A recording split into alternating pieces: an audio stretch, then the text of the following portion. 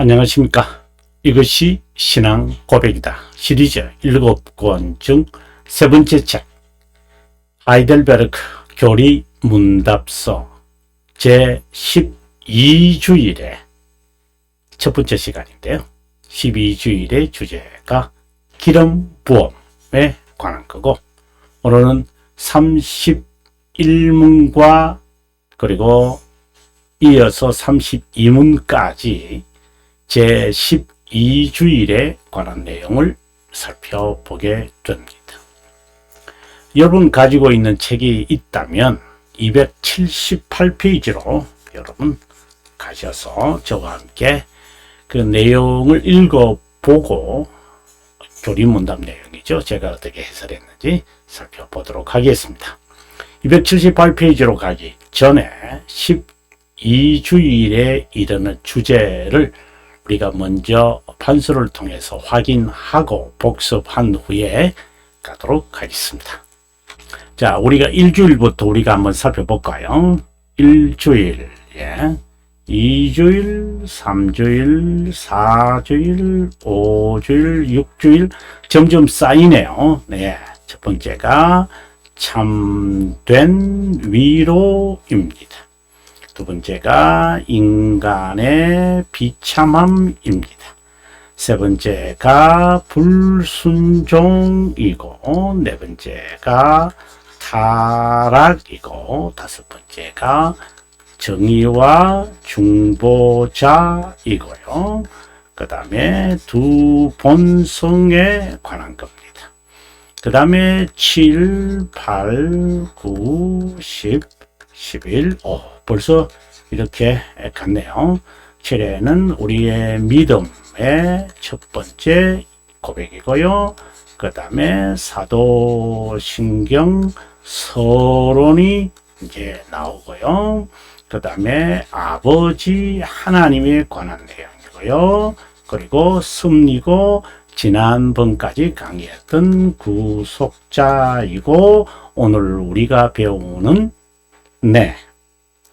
바로 기름 부음에 관한 겁니다.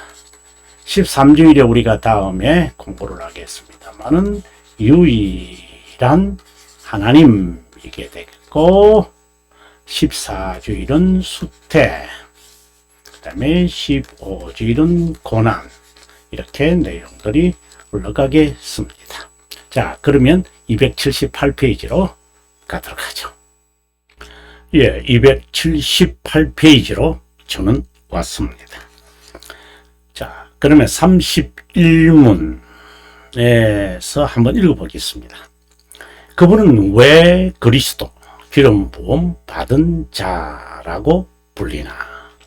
우리가 29문 여러분 기억하시겠지만, 29문에서는 구세주 예수님, 이것을 같은 의미로 우리가 보았습니다. 그러면서 제가 여러분들에게 세비어, 영어는 세비어라고 그러잖아요. 여기에서 제가 여러분에게 구원자, 이것을 우리는 deliver라고 했습니다. deliverer. 그 다음에 구속자, 이는 리디머다, 이렇게 되죠. 자, 지금 여기에서는 이제 그리스도,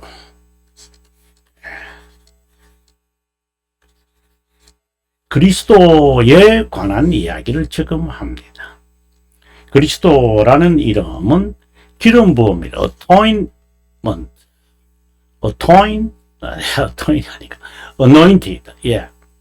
anointed라고 한다. 이게 인정 그대로죠. 왜 그렇게 불리우나 라고 말했습니다. 그리고 여러분 참고로 우리가 중보자를 언급을 하면 바로 이어서 두 본성에 관한 이야기고요. 그리스도라고 하면은 항상 떠올려야 할 게 있어요. 그것이 바로 삼중직, 그렇죠? threefold. 삼중직 이렇게 저도 이렇게 표기합니다만은, 그렇게 안 하면은 세 겹줄 이렇게 말해도 돼요. 세 겹줄. 근데 좀 이상하잖아요. 이제 직분에 대한 이야기를 하시니까 제사장, 선지자, 왕. 그래서 이제 삼중직인데 드리폴더라는 것은 이제 세 가지가 같이 엮어져 있는 이제 그런 의미잖아요. 폴더는 계속해서 이렇게 쌓여져 있는 거니까. 그래서 그리스도 이러면 삼중직을 떠올리면 좋다. 자, 그리스도는 기름 부음 받은 자다. anointed. 왜 그렇게 불릴까요? 첫 번째, 그분이 하나님 아버지에게서 임명받고 오대인이란 말이죠.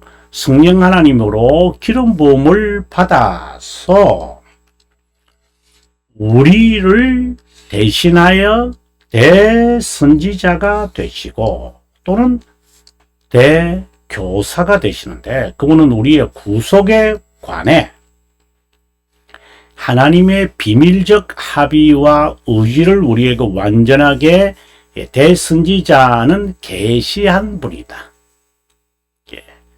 어떻게 보면은 티처이죠. 우리 전도서의 그 전도자를 티처이라고 말하잖아요. 그것처럼 완전히 계시한 분이다 라고 하는 것이 첫 번째죠. 그래서 대선지자, 선지자다. 그 다음에 두 번째입니다. 우리의 유일한 대제사장이 되시는데, 그분은 자신의 몸을 단번에 희생제물로 드린, 그리고 우리를 구속했고 우리를 아버지께 중재, 영원히 중재하시는 분이다. 이렇게 고백을 합니다. 자, 그러면 여기서는 대선지자, 선지자가 아니라 대제사장 이렇게 되어 있습니다. 그 다음에 세 번째죠. 네. 그리고 영원한 왕이 되시는데, 그러면 선지자, 그 다음에 제사장, 그 다음에 왕이 된다. 그분은 자신의 말씀과 영으로 우리를 다스리고 우리를 위해 구입한 구원 안에서 우리를 변호하고 보존하기 때문이다. 자, 그러면 여러분 이걸 조금 좁아서 제가 좀 넓은 대로 뭐 비슷합니다만은, 선지자라고 말할 때 완전히 계시한 분이에요. 그러니까 티처리라는 개념을 갖고 있어서 하나님의 비밀적 합의와 약속을 우리에게 계시한 분이죠. 그 다음에 제사장, 이것은 자신을 희생제물로 드림으로 우리를 위하여 중보하신다, 이렇게 되어 있죠. 그 다음에 여기서 지금 왕이 된다 라고 말할 때는 말씀과 영으로 우리를 보호합니다, 이렇게 되어 있어요. 자, 여러분 이것을 그냥 간략하게 정리가 되면 좋겠어요. 우리에게 계시하는 분이다. 희생제물로 중보하고 말씀과 영으로 우리를 보호하고 보존하는 분이다. 그렇다면 왕은 견인과 관련이 되어 있어요. 그러면 이것은 죄들의 용서와 관련이 되어 있어요. 이 칭의죠. 칭의를 말하는 겁니다. 그러면 선지자는 여러분 그냥 우리가 떠올려보고 이제 좀 공부를 위해서 하는 이야기입니다. 그것은 견인이고 거룩함이잖아요. 그럼 이것은 무엇을 말하는 걸까요? 바로 예정을 말하는 거죠. 다른 말로 한다면 작정을 말하는 거죠. 그래서 그것을 알리시는 분이다, 이렇게 볼 수 있습니다. 자, 아무튼 자세한 설명을 우리가 봐야 되니까 한번 계속해서 읽어보도록 하겠습니다. 제31문은 그리스도의 삼중직에 관한 고백입니다. 네, 먼저 이것을 생각하면 좋겠다라고 여러분에게 제가 말씀을 드렸죠. 사실상 여러분 우리가 참고로 우리가 중보자 설명을 하면서 여러분들에게 제가 자세하게 설명을 했습니다만은 진리 중에 진리입니다. 진리 중에 진리. 우리가 칭의는 복음 중 복음입니다. 아주 중요한 개념입니다.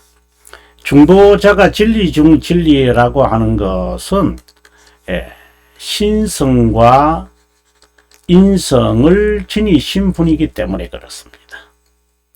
신성에 관한 것은 교회 역사에서 1차, 2차 종교 범종교회의에서 다루어졌던 이야기고, 그리고 인성에 관한 이야기는 3차, 4차에서 범종교에서 다루어집니다. 이것을 우리는 삼위일체 논쟁이라고 그러고, 이것을 우리는 단성론 논쟁이라고 부릅니다. 근데 엄밀하게 따지면 이것은 그리스도의 신성에 관한 논쟁이고, 이것은 그리스도의 인성에 관한 내용이에요. 그러면 결국은 뭐죠? 중보자에 관한 핵심의 내용이에요. 중보자의 삼일처론이 들어가고 중보자의 그리스도론이 들어가요. 그래서 이 두 내용이 아주 중요하죠. 그래서 우리는 프로테스탄트들은 1차에서 4차까지의 결론이 내려져서 신조로 작성된 것을 우리는 정통 기독교라고 우리는 말하고, 그리스 정교회는 7차까지의 결론된 것을 그들은 신앙 고백이라고 말하고, 그래서 정이라는 말이 이 발을 정자인데, 이것을 그들이 이제 오소닥스라고 하죠. 그들은 오소닥스라고 그러죠.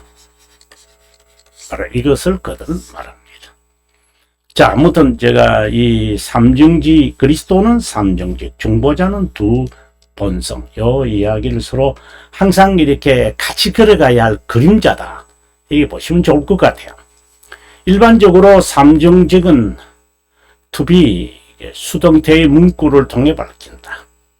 그런데 일반적으로 삼중직을 선지자, 제사장, 왕이라고 표기하지만 여기서는 대선지자, 대제사장, 영원한 왕이라고 고백하는 것을 보아 일반적 삼중직과 구별하여 신성을 암시하고 있다라고 되어 있습니다. 자, 그 다음 페이지로 넘어가겠습니다. 그리스도는 기름 부음을 받은 자, 그 수동태로 이제 anointed라고 되어 있으니까요. anointed라고 되어 있으니까 수동태죠. 기름 부음이란 참 적절한 게 우리말에는 좀 찾기가 어렵다, 이런 생각을 해봅니다. 기름 부음 받은 자. 그 외에 좀 어떤 적절한 그러한 단어가 있을는지 저는 모르겠습니다. 자, 의식은 그분의 세례식에서 비롯된다. 이제 가시적인 것은 그렇죠. 주장한 초대교회 이단자 아리오스를 비롯하여 교회 역사에 그릇된 이단자들이 있다. 그리스도의 구속사역 중 세례 받으심, 의를 이루는 데 있지 인간이 저급한 신격을 갖는 의식이 아니다. 이것을 교묘하게 악용하여 그분이 단순히 인간이라는 사실을 억지 주장했다. 그는 그분의 기름 부음 받은 것을 인간 측면, 여기서 그는 아리오스를 말합니다. 인간 측면으로만 해석하여 그 의미를 왜곡했다. 제가 박사학위 논문에서 이제 연구한 사람이 서비투스, 영어로는 서비투스고요.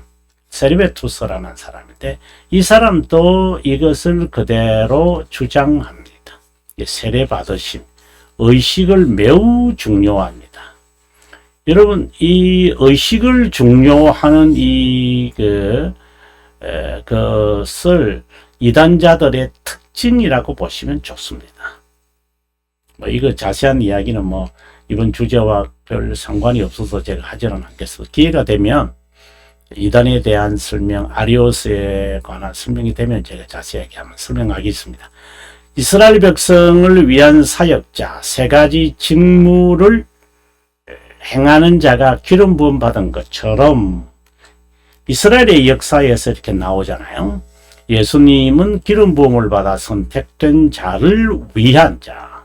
예수님은 선택된 자를 위하여 구속사역으로 세 직무, 삼중 직무를 수행한 그리스도다. 하나님 아들이신 예수님이 인간이 받은 세례의식을 받아야 할 이유는 무엇인가? 우리의 의를 이루기 위함이다. 구세주의 직무였다. 의를 이룬다라는 말 여러분, 우리가 대교리 문답을 보시면 대교리 문답 93문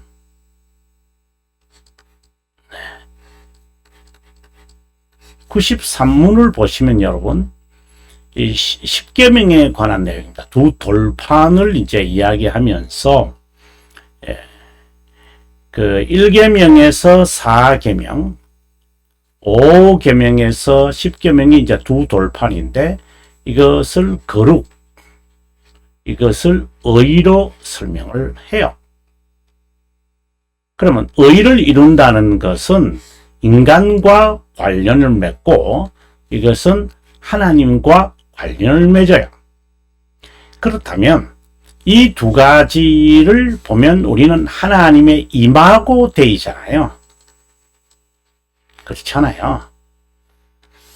어떻게 보면은 우리가 하나님과의 거룩도 증가받고 의도 증가받았잖아요. 이제 이것에 대해서는 우리가 육신문, 우리가 하이델베르그 육신문에서 이것을 우리가 공부하게 될 것입니다만은 의도, 거룩도 이건 하나님과의 교제를 말하고 의는 바로 이걸 말하는 거죠. 즉 행위죠. 의를 이룬다라는 말, 바로 순종을 의미하는 것이죠. 그래서 그리스도의 직무였다. 이렇게 보는 겁니다. 그래서 이 말을 하기까지 배경을 제가 여러분들에게 길게 설명을 했습니다. 동시에 구약 성경에서 선지자들이 늘 예언하고 고시했던 분이 어떤 분임을 명시하기 위함이었다. 인간 측면에서만 보면 메시아가 갈릴리 출신이 아니라 베들레헴 출신이어야 한다는 견해를 주장할 수 있다. 그래서 인간의 측면에서만 보는 이것이 얼마나 위험하다는 것을 우리가 알 수 있습니다. 예수님이 우리 구세주인 동시에 그리스도이심을 고백한다. 그 뜻은 기름 부음을 받은 자다. 쉽게 말한다면 구세주는 구원자라는 말이잖아요. 그럼 기름 부음을 받은 자는 그것을 실제로 행하시는 분이죠. 구속 사역을 실행하는 분입니다. 자, 그래서 구세주 기름 부음 받은 자. 왜 구세주가 그리스도라고 불리우냐라는 이 질문의 핵심은 예수님이 구세주로서 무슨 사역을 했느냐, 직무에 관한 논리적 질문이다. 어떻게 우리를 죄에서부터 구원한 구세주며 그 외에 다른 구세주가 없는 완벽한 구속 사역을 수행했는지 고백한다. 이것은 예수님, 즉 구세주가 그리스도 기름 부음 받은 자라는 것이다. 그리스도라는 칭호는 크리스토스에 대한 우리말의 발음이다. 그 뜻은 기름 부음 받은 자이다. 그리스 크리오, 즉 기름 부음이라는 말이다. 히브리어에서는 마시아, 그래서 메시아라는 말이죠. 그래서 그리스도라 하는 메시아, 이제 같은 말이. 히브리어에서는 머사야, 그들의 발음 그대로 해야 되니까 메시아, 마시아. 그 의미는 다음과 같아. 구별된 직책의 수임이나 부름을 받는다. 우리 신우서가 그렇게 설명하고 있는 것 같아요. 이 직책의 직무를 보존하는 목적을 위해 필요한 은사들에 대한 약속과 배품을 의미한다. 그분의 이름이 그리스도라고 불리우는 이유를 무엇인지 하나씩 살펴본다. 여기서 주목해야 되는 것은 선지자에게 대제사장에게는 유일한, 왕에게는 영원하다라는 단어를 붙이는 것이다. 자, 이것은 바로 신성을 의미한다 라고 되어 있습니다. 여러분, 오늘 여기까지만 할까요? 예, 281페이지네요. 여러분, 281페이지. 다음 시간에 뵙도록 하겠습니다. 여러분, 긴 시간 동안 함께 해주셔서 고맙고, 저는 다음 시간에 여러분과 함께 할 것을 약속드리고, 남은 시간 행복하고 보람 있기를 바랍니다.